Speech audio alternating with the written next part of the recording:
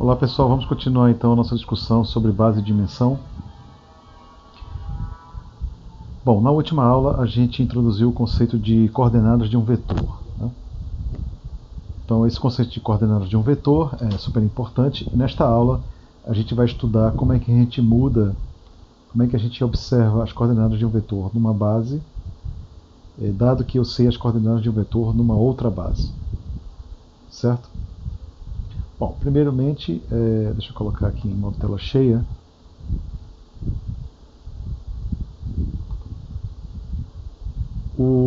Nós vimos, né, na aula passada esse teorema que diz que se você tem um espaço vetorial e você pega beta uma base ordenada, então eu posso escrever, dado qualquer vetor U nesse espaço vetorial, eu posso escrevê-lo como uma combinação linear, onde os coeficientes dessa combinação linear são o que a gente chama de coordenadas do vetor U em relação à base ordenada beta. E a gente escreve as coordenadas de um vetor U na base beta como esse matriz coluna aqui. Então, qualquer U, dado uma base ordenada, eu posso escrever U de forma única. Posso escrever o vetor U como sendo uma única combinação linear, né, dada essa base ordenada, onde as coeficientes serão o que a gente chama de coordenadas do vetor U na base beta. Muito bem, vamos agora estudar a seguinte questão. Dado que se eu sei as coordenadas de um vetor U na base beta, como é que seriam as coordenadas desse mesmo vetor U numa outra base? Isso que a gente chama de mudança de base, né? O que a gente vai estudar nos primeiros minutos da nossa aula de hoje, né? E no final da aula a gente vai começar a fazer nossa aula de exercício para a nossa prova 1. Bom, então como eu havia falado, a ideia é você achar uma representação das coordenadas de um certo vetor numa base, dado que eu sei as coordenadas deste mesmo vetor numa outra base. Então você já vê um espaço vetorial, você pega duas bases ordenadas, beta e beta', e então para um dado vetor U, eu vou escrever as coordenadas do vetor U na base beta como esta matriz coluna, e na base beta' como esta matriz coluna aqui. Certo? Bom, então eu tenho beta e beta', beta é formada pelos vetores U1 até o N e beta' V1 até Vn. Certo? Bom, como Vj pertence a V, né, Vj é um elemento jésimo da base beta'. E beta é uma base, então eu posso escrever para cada Vj existem únicos números, A e J, que realizam essa identidade aqui. Ou seja, como V1 é um elemento de V e beta é uma base, então eu posso escrever V1 como sendo essa combinação linear aqui. Repara que A11, A21 até o AN1 são as coordenadas desse vetor V1 na base beta. Eu faço isso para todas as coordenadas, isso vai me gerar até o Vn, o A1n, A2n, até o ANN. Né? Com base nessa representação, eu posso então escrever o vetor U como sendo uma combinação linear na base beta'. Isso aqui são as coordenadas do meu vetor U na base beta'. Esse Vj aqui são os elementos da base beta'. Para cada Vj, eu sei que ele pode ser escrito como essa combinação linear. Certo? Posso trocar a soma. E aí eu chego na seguinte conclusão, que as coordenadas do vetor U na base beta são esses caras aqui. Para cada I, essa soma é igual ao nosso xi, que são as coordenadas do vetor U na base beta. Portanto, eu posso escrever o seguinte, como eu tenho unicidade de coordenadas, né, eu posso escrever da seguinte forma, x1, como eu havia falado, vai ser igual a essa soma, x2, 3 pontinhos, xn, vai ser igual a essa soma aqui, e que isso nada mais é que eu posso reescrever de forma matricial como sendo essa forma. Esses caras aqui são as coordenadas do vetor U na base beta'. Esse aqui vai ser a nossa matriz. Certo? As colunas dessa matriz, eu vou dizer em um minuto quem são. E esses caras aqui são essa matriz coluna são as coordenadas do vetor u na base beta. Então, se você tem esse vetor coluna e você tem a matriz, que eu vou dizer em minutos quem é essa matriz, então você vai saber quem são as coordenadas do vetor u na base beta. Quem é essa matriz? Por construção da nossa conta aqui em cima, essa matriz aqui, certo? Essa matriz aqui, ela vai ser formada, as colunas dessa matriz, elas são formadas, essa primeira coluna aqui da matriz, são as coordenadas do vetor V1, que é o primeiro elemento da base beta', são as coordenadas do vetor V1 na base beta. A segunda coluna são as coordenadas do vetor V2 na base beta e assim por diante. Tá certo? Em minutos a gente vai fazer alguns exercícios para vocês verificarem, se familiarizar com essa matriz, tá certo? Muito bem. Então, se eu tenho base, se eu consigo calcular, e eu sei quem é as coordenadas do vetor na base beta', aqui tem um erro de digitação, né, pessoal? Aqui é YN. Então eu consigo também calcular essa matriz e, portanto, eu conseguiria calcular as coordenadas desse mesmo vetor u na base beta. Esta matriz a gente chama de matriz de mudança de base, da base beta' para beta. Como eu havia falado, esses caras aqui, essa primeira coluna é a coordenadas do vetor V1 na base beta. Segunda coluna, as coordenadas do vetor V2 na base beta, e assim por diante. Esse cara aqui são as coordenadas do vetor Vn na base beta. Lembrando que V1, V2, V3 e até o Vn são os elementos da base beta'. Então, isso aqui que a gente chama de matriz de mudança de base beta' para beta. Bom, como eu havia falado, observe que esta matriz da mudança de base beta' para beta, ela pode ser escrita, esta matriz aqui, ela é escrita como sendo, a primeira coluna vai ser as coordenadas do vetor V1 na base beta, segunda coluna as coordenadas do vetor V2 na base beta e assim por diante. Certo? Bom, a primeira observação é que essa matriz é inversível, e a inversa dessa matriz é a matriz de mudança de base beta para beta'. Certo? Então essa notação que a gente vai utilizar aqui é a mudança de base beta' para beta. Certo? Quando eu calculo a inversa, eu mudo a orientação, né? Aqui serão as matrizes da mudança de base beta para beta'. Vejamos o primeiro exemplo. Eu vou considerar o espaço vetorial como sendo R2, beta como sendo essa base, e beta' como sendo a base canônica. Ele pede para você determinar quem são as coordenadas, que são as coordenadas desse vetor 5 e menos 8 na base beta. Eu vou utilizar da matriz de mudança de base. Eu quero mudar da base beta' para beta. Portanto, eu sei que essa fórmula aqui vale. Né? Essa aqui é a minha matriz de mudança de base, beta' para beta. Bom, como é que a gente calcula esse vetor aqui? Essa matriz coluna. 5 e menos 8, as coordenadas desse vetor na base beta' é o próprio vetor, né? Porque beta' é a base canônica. Então, as coordenadas desse vetor 5 e menos 8 é simplesmente uma matriz coluna 5 menos 8. Agora, você precisa calcular, né, as coordenadas, você precisa calcular essa matriz aqui, que é a matriz de mudança de base beta' para beta. Certo? Essa matriz ela vai ser calculada da seguinte forma, como a gente falou. Pego o primeiro elemento da base beta' e calculo as coordenadas desse vetor na base beta. Isso vai me dar a primeira coluna da matriz. Pega o segundo elemento da base beta' e calcula as coordenadas desse vetor na base beta. Certo? É isso que a gente precisa fazer para calcular essa matriz.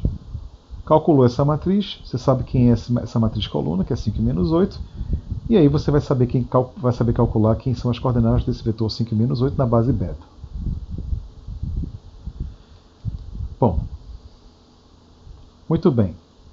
Vamos calcular então essa matriz, né? Vamos calcular essa matriz coluna e essa matriz coluna aqui. Bom, eu vou chamar a matriz coluna, que é as coordenadas do vetor E1 na base beta, como sendo A11 e A21. E mesma coisa para o E2 na base beta, vou chamar de A2, A12 e A22. A11 e A21 realiza a equação 17, por definição, né? Porque essa matriz coluna, representa as coordenadas do vetor E1 na base beta. Então, a equação 17 vale. Mesma coisa para a equação 18. Essa matriz coluna representa as coordenadas do vetor E2 na base beta e, portanto, a equação 18 vale. Bom, eu tenho um sistema de duas equações de duas incógnitas, tanto em 17 quanto em 18.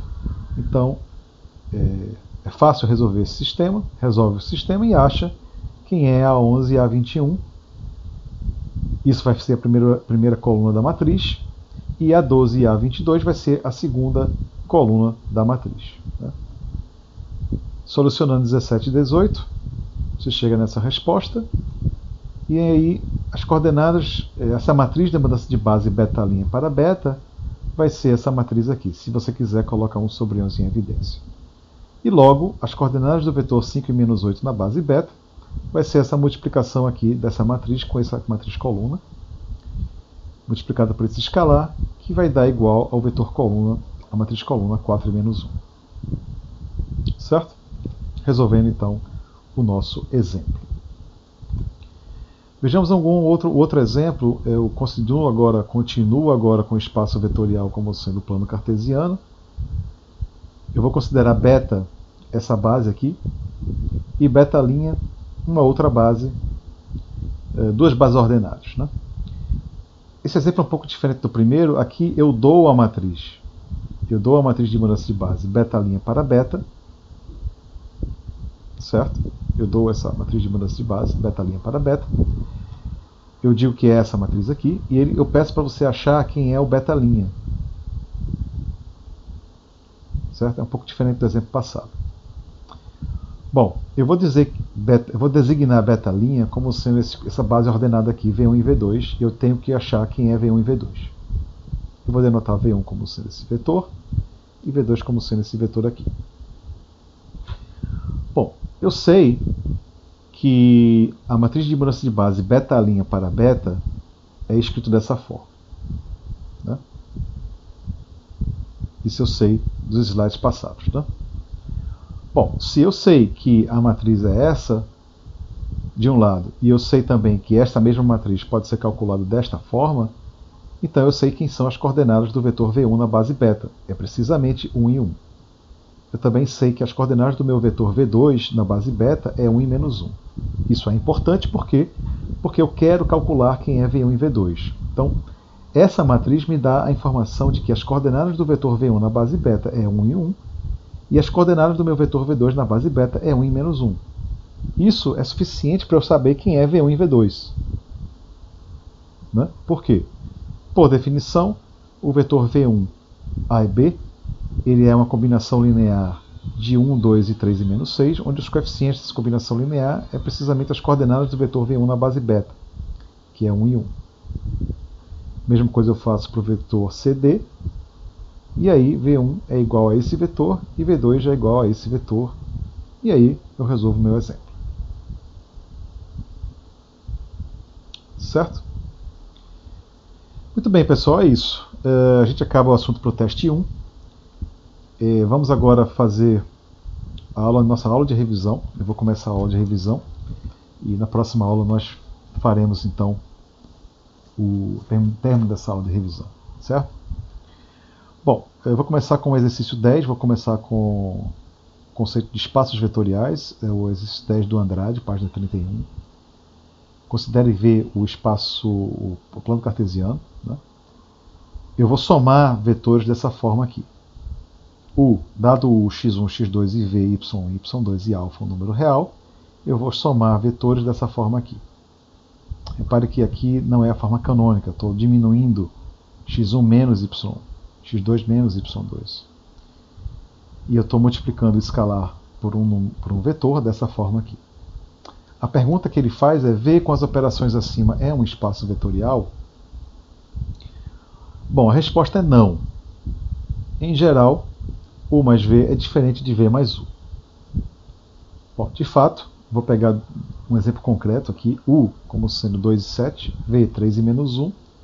Quando você soma U mais V, usando a nossa definição, aqui de cima, eu tenho que a primeira coordenada vai ser 2 menos 3, e a segunda coordenada vai ser 7 menos menos 1, vai ficar 7 mais 1. Isso resulta no vetor menos 1 e 8. Para o vetor U mais V é igual a menos 1 e 8. Se eu faço ao contrário, se eu somo primeiro V depois U, uso a minha definição, se eu somo, o que é que vai acontecer? O vetor V é esse vetor aqui. Então a primeira coordenada vai ser 3 menos 2, e a segunda coordenada vai ser menos 1 menos 7, que é igual ao vetor 1 e menos 8. Ora, menos 1, 8 é diferente do vetor 1 menos 8. Logo, isto aqui, U mais V é diferente de V mais U, e portanto, esse conjunto, o conjunto R2, o plano cartesiano, equipado com essas operações aqui, não é um espaço vetorial. Exercício 11 do Andrade, na página 38, ele pega V como sendo o R3, e ele pergunta quais dos subconjuntos abaixo são subespaços de R3. Bom, eu vou começar com o primeiro item aqui, W. Ele diz que W é o conjunto dos vetores em R3, x, y, z, onde x mais y mais z é igual a 0. Ele pergunta, isto é um subespaço? Sim, isso é um subespaço. A resposta é essa, e vamos mostrar por que isso é verdade. Bom, eu posso reescrever. Bom, primeira coisa, W é não vazio, né? Tem que verificar aqueles 3 axiomas de ser subespaço. Lembrando aqui, pessoal, que eu já falei isso nas aulas, quando Rn, o espaço de matriz e espaço de polinômios, eu não falar nada, os exercícios e enfim, quando a gente não falar nada em relação às operações de soma e multiplicação por escalar, é porque a gente está assumindo que essas operações são aquelas operações canônicas, aquelas naturais que a gente viu nas aulas, tá certo? Muito bem, ele está pegando aqui o R3, está implícito então que, como ele não fala nada, está implícito então que as operações de soma e multiplicação por escalar são aquelas canônicas, aquelas naturais que a gente já viu. Bom, para verificar que W é um subespaço, ele tem que verificar aqueles 3 axiomas. W é não vazio, isso é óbvio. Né? Quem são os elementos típicos de W? A terceira coordenada é menos a segunda menos a primeira. Isso vem da sua definição aqui de W. Certo? Então W é esse cara aqui. Bom, eu quero verificar se é um subespaço. Então eu vou pegar 2 elementos de W, genéricos, U e V, e vou somar. Eu quero mostrar que a soma está em W. Bom, quando eu somo esses 2 vetores, U e V, eu chego nesse vetor aqui. Né? Bom, primeira coordenada e a segunda, não tem o que fazer, né? Porque a primeira coordenada é xy mais y1 e a segunda x2 mais y2. O que eu preciso, de fato, é que a restrição está aqui na terceira coordenada, ele é menos a segunda menos a primeira. Então essa terceira coordenada aqui tem que ser igual a menos essa aqui. Isso é verdade, né? Porque eu posso reagrupar isso aqui dessa forma, e aí você percebe que a terceira coordenada do vetor U mais V é de fato igual a menos a primeira menos a segunda. Logo, o vetor U mais V está em W. Analogamente, você vai fazer isso para alfa vezes U. Né? Alfa vezes U, se U está em W, ou seja, se eu pego esse UV dessa forma, quando eu multiplico por alfa, isso vai ficar alfa x1, alfa x2, menos alfa x2, menos alfa x1. Repare que a terceira coordenada é menos a primeira menos a segunda. Logo, o vetor alfa U está em W. E, portanto, W ele é um subespaço vetorial do R3. Vejamos agora o outro item da questão. Ele diz que W é o conjunto dos vetores x, y, z, onde você tem essa ordenação aqui. X é menor que ou igual que y, y é menor ou igual que z. Pergunta, isso é um subespaço vetorial? Não, não é um subespaço vetorial. Por quê? Pega, por exemplo, esse vetor aqui, 1, 2 e 3. Obviamente que U está em W, né? Porque tem essa ordenação. 1 é menor que 2, 2 é menor que 3. Logo, U está em W. Agora, pega alfa, um escalar, como sendo menos 1. Quando eu multiplico menos 1 vezes U, o que eu tenho aqui? eu tenho que vai ficar o vetor menos 1, menos 2 e menos 3, que obviamente menos 1 não é menor que menos 2, ele é maior, e menos 2 é maior do que o menos 3. Logo, este vetor aqui não está em W. E, portanto, ele viola aquela propriedade de que se tem um em W, alfa vezes U deveria estar em W para todo alfa. Isso não é verdade com este exemplo aqui que eu acabei de dar a vocês. Certo? Então o vetor W não é um subespaço vetorial do R3. Próximo item da questão, ele diz que W é o conjunto dos vetores x, y, z, onde x é igual a 3z. Isto é um subespaço. Você pode fazer da mesma forma como eu fiz no primeiro item. E você vai perceber facilmente que isso aqui é um subespaço. Então vou deixar para vocês fazerem, certo? Bom, o próximo item é W, é o conjunto dos vetores em R3, x, y, z, onde a minha primeira coordenada é um número inteiro. Claramente isso não pode ser um subespaço vetorial. Por quê? Porque se eu pego, por exemplo, o vetor U da forma 1, menos 3 e 0, isto pertence a W, não é? Porque a minha primeira coordenada é um número inteiro. Agora, se eu multiplico esse vetor por um escalar da forma 3 sobre 2, então alfa vezes U, a minha primeira coordenada vai ser 3 sobre 2, que obviamente não é um número inteiro e, portanto, alfa vezes U não pertence a W. Logo, W não pode ser um subespaço vetorial. O último item da questão é você pegar W como sendo o conjunto dos vetores x, y, z, onde a soma dos quadrados, aqui tem um erro de digitação, pessoal, x ao quadrado mais y ao quadrado mais z ao quadrado é menor ou igual que 1. Isso é um subespaço ou não do R3? Minha resposta é não, isso não é um subespaço. Vejamos o nosso exemplo aqui. Eu vou pegar U como sendo esse vetor e V como sendo esse vetor aqui. Bom, tanto U quanto V estão em W, né? Aqui tem outro erro de digitação, pessoal, desculpa, aqui é W. Aqui é W. Então note que U e V estão em W. Por quê? Porque quando eu somo as coordenadas ao quadrado, como eu coloco somo o quadrado das coordenadas, eu percebo que isso aqui vai dar 1 e, portanto, a soma dos quadrados das coordenadas vai ser igual a 1 e logo o vetor U está em W. Mesma coisa, o vetor V também está em W. Então, U e V estão em W. Agora, eu afirmo que a soma não está em W. Quando você soma o vetor U com V, você vai ter esse vetor aqui, que não está em W. Por quê? Porque quando eu somo o quadrado das coordenadas, está aqui, certo? Quando eu somo o quadrado das coordenadas, eu percebo que este número vai ser maior que 1 e, portanto, o vetor U mais V ele não pode estar em W. Logo, W não é um subespaço vetorial do R3. Certo, pessoal?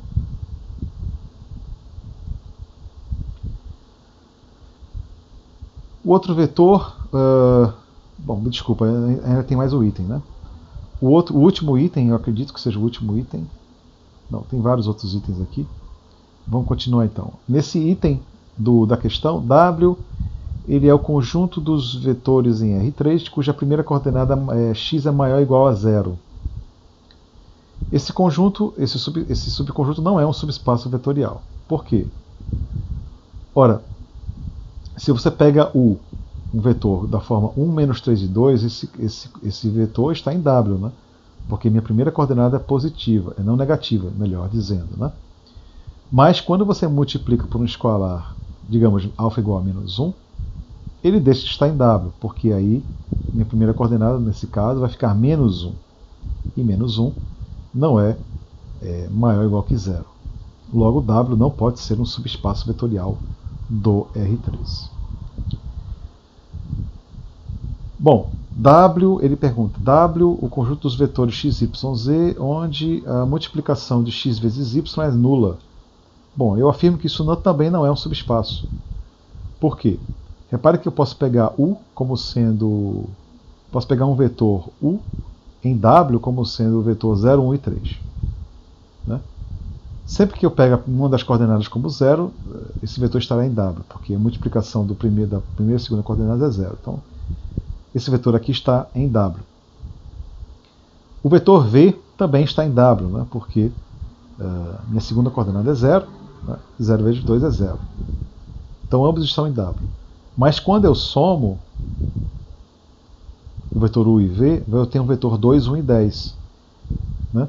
E 2 vezes 1 não é 0, é 2. Portanto, a soma dos vetores U e V que estão em W, essa soma não pode estar em W, portanto, W não é um subespaço vetorial do R3.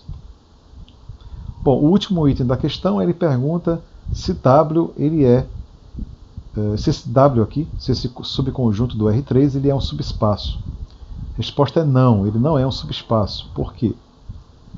Porque eu vou pegar um vetor U que está em W, por exemplo, 1, 0 e 1. 1 é igual a 1 ao quadrado, né? Para estar em W, a primeira coordenada tem que ser o quadrado da terceira coordenada. Isso claramente aqui é satisfeito para esse vetor aqui. Então esse vetor U está em W. Mas quando eu multiplico U por 2, então eu tenho que 2U vai ser 2, 0 e 2. Então repare que U está em W, mas esse vetor 2U não está em W. Por quê? Porque o quadrado de 2 a 4 não é igual a 2. Né? Logo, esse vetor não está em W, portanto, W não pode ser um subespaço vetorial do R3. Ok, pessoal? Bom, então eu vou acabar por aqui e nós continuamos na próxima aula.